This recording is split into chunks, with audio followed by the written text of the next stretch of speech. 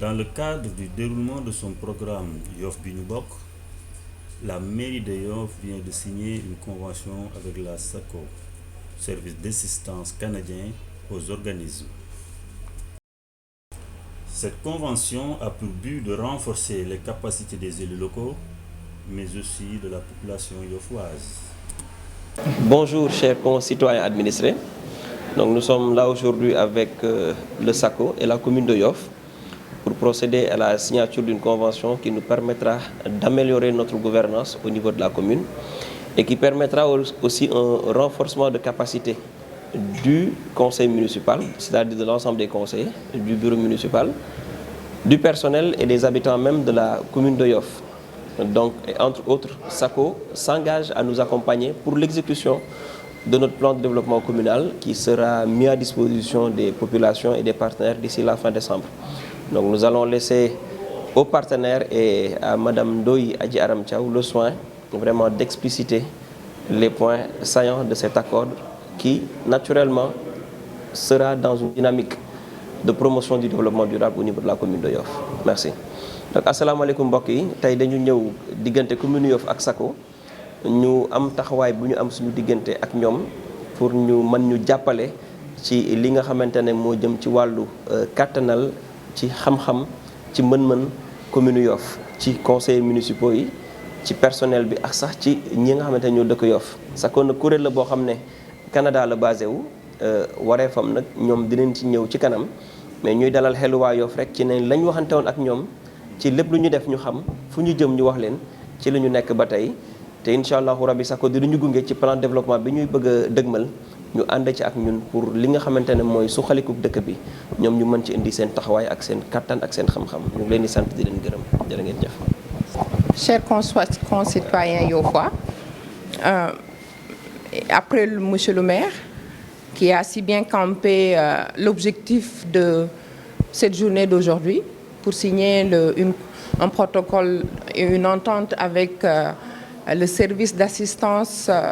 canadien aux organismes, SACO, pour nous accompagner dans nos efforts de développement. Je ne vais pas peut-être aujourd'hui citer tous les domaines sur lesquels nous allons coopérer, mais c'est vraiment sur les aspects de la gouvernance locale et de la gestion locale qui rencontrent un peu un point d'achoppement avec SACO. Donc, vous savez, le développement des collectivités, il est très large et très vaste. Et très souvent, les collectivités territoriales n'ont pas toutes les compétences, toutes les ressources nécessaires pour pouvoir mener à bien ce développement-là. C'est la raison pour laquelle l'option du maire est de tendre la main à beaucoup de partenaires, dont SACO, dont nous saluons la venue aujourd'hui dans nos locaux pour signer cette convention de partenariat que nous allons vraiment essayer, et j'espère bien qu'on va y réussir, Monsieur Diouf, pour vraiment le développement de Yoff, dans, comme l'a dit Monsieur le maire, le renforcement de capacités des élus, parce que, et de l'administration municipale. Et il y a, je disais tout à l'heure à Monsieur Diouf que je saluais un peu la démarche instaurée par SACO qui consiste à venir, avant même la signature, identifier les domaines d'intérêt de Yoff. Donc, ce n'est pas toujours que ça se fait et nous voulons vraiment saluer cette démarche qui va nous aider à renforcer les capacités de notre administration, de nos élus et même des acteurs locaux parce que la décentralisation est très vaste. On ne peut pas faire seulement au niveau communal, il faudrait y impliquer les acteurs locaux à la base. Et c'est la raison pour laquelle nous vous avons, vous, pour vraiment parler aux populations yoffoises parce que tout ce que nous faisons, c'est pour les Yoffois et les Yoffoises qui nous ont mandatés. Merci bien. ma tënk ko tuuti ci wolof rek après maire li mu wax foog naa wax na illa yi ndaje bi tey liñ fi dajale tey ñun ñi ñëpp monsieur Diouf ak monsieur l'adjoint au maire qui a voulu nga xam ne moom a jox kàddoom parce que lii yëpp moom la ko maire dénk ak monsieur Diop qui est derrière moi qui nekk sama gannaaw baal leen ma de maa ngi delluwaat français ak madame Traoré mi nga xam ne moo ànd ak monsieur Diouf li ñu fi indi tey foog naa maire tënk na ko tuuti moo di ne dañu doon signé benn jàppalante boo xam ne ñun mairie Yoff ak SACO bi nga xam ne dafa nekk kuréel gu nekk Canada goo xam ne Canada la basé ga mais moom mooy seen représentant fii pour ñu jàppale mairie bi ci li nga xam ne moom la ko population bi dénk. maa ngi ko doon wax léegi ci nasaraan ne mairie dafa am domaine de compétence yu yaatoo yaatu mais société li mu yaatu yépp doo am toujours li nga xam ne moom nga ci war a def ci wàllum koom mais ci wàllum xam-xam ci wàllum même jëfalante pour que li nga xam ne moom la ñu sas mairie yi ñu mën ko dox. niñ ci mën a demee mooy rekk am na loo xam ne ñoo ko mënal sunu bopp ñu def si mais am na loo xam ne foog ñu tàllal loxo ay kuréel yu mel ni SACO ak ñeneen déggoon ngeen partenariat bi ñu jëkkoon signé ak ENDA ma ñëwoon fi faram-fàcceel leen ko tey jii ñu ngi ànd ak SACO di dellu di leen sant di leen gërëm ci loxo boobu ñu jox dinañ ko jël def si suñu kéemtalaay kàttan pour que li nga xam ne moom la ñu waa dëkk bi dénk am yaakaar lool nag ci ñun ñu mun koo matale. domaine yi xëy na duma ci dugg bu baax parce que tey dañu signé partenariat domaine yi wax naa ko dans le domaine de la formation mooy maanaam tàggat ku ñu war a tàggat wax naa élu yi wax naa administration bi fi nekk mais keneen koo xam ne mu ngi nekk ci gox bi mais ñu identifier li nga xam ne dañ ko war a tàggat du ñu mën a wax domaine mais buñ ko waree tàggat programme bi mooy dañuy def këyit feuille de route tey d'accord nañ mais il faut ñu dajawaat ak SACO ñu tëral plan d'action ñu tëral feuille de route mooy këyit goo xam ne rek dañ naan jéego bi ñu war a njëkk teg tel jour lañ koy teg nii lañ koy tegee lii lañ ciy àndee ba pare sax xayma ko pour que ñu mën a wuti li nga xam ne bu fekkee dafa laaj as koom su si war a dem ñu seet fan lañ koy jëlee. donc naa ci tënk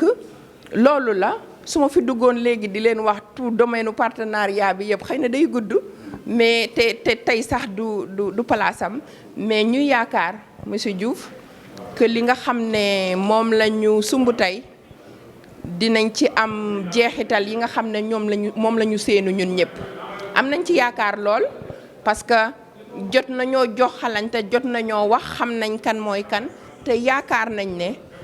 li nga xam ne moom la ñu sumb tey bëgg ko mottali incha allahu rabbi ci juróomi at yi nga xam ne mooy ñëw nee nañu benn at la ñuy essayer mais yaakaar naa ne essayer boobu dina neex ba nga xam ne ñu ñambaas comme on dit ñambaas yàqul sër mais kon daal ñu xam ne am nañ yaakaar lool te di ñaan yàlla mi dara teewul lu sotti moo ko sotal ndaxte ñun dañuy sabablu rek ñuy ñaan yàlla li nga xam ne moom la ñu sumb tey yàlla may ñu yeggale ko si alhamdulilah ñëpp fekk ko te tal ko te am wér ak wérle ba man see jëfandikoo donc mi ngi noonu wax jaa ngi noonu lu si manqué ci man la lu ci baax ci yàlla la donc vraiment monsieur Diouf. Et sur ce je vous passe la parole.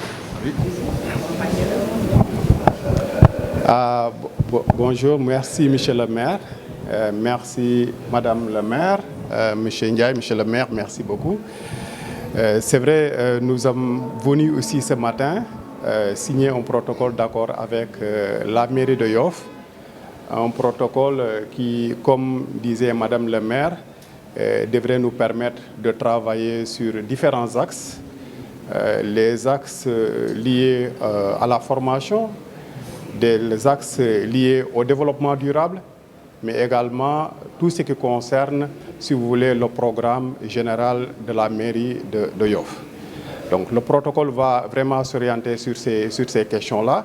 et nous sommes très satisfaits de venir ici ce matin pour, disons, finaliser ce travail-là. Je disais que tout simplement que SACO est une organisation de la coopération canadienne dont son cœur de métier est le développement économique.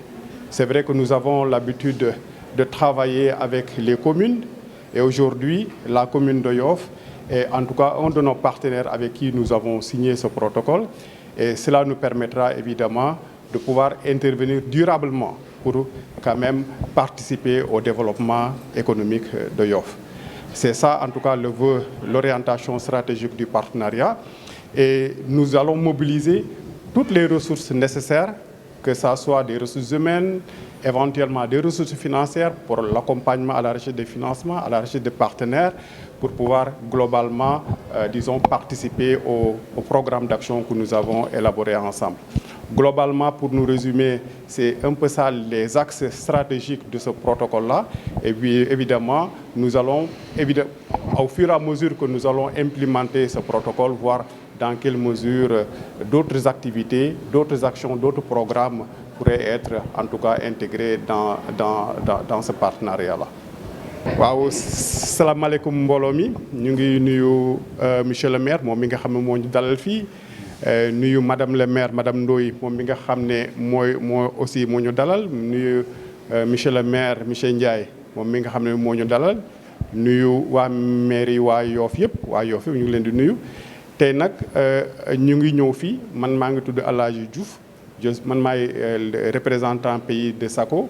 SACO nag benn organisation canadienne boo xam ne maanaam wàllam dafa maanaam métier am dafa orienté ci lépp loo xam ne moom mooy développement économique.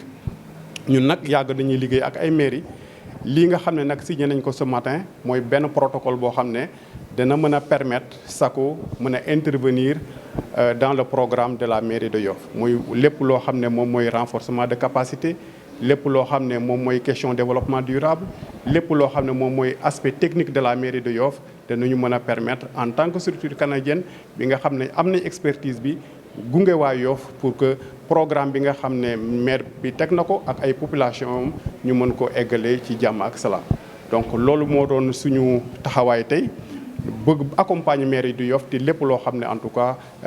mettre nañ ko dans le protocole. li ma doon wax sànq nag ci nasaraan mooy daañu mobiliser. suñuy expert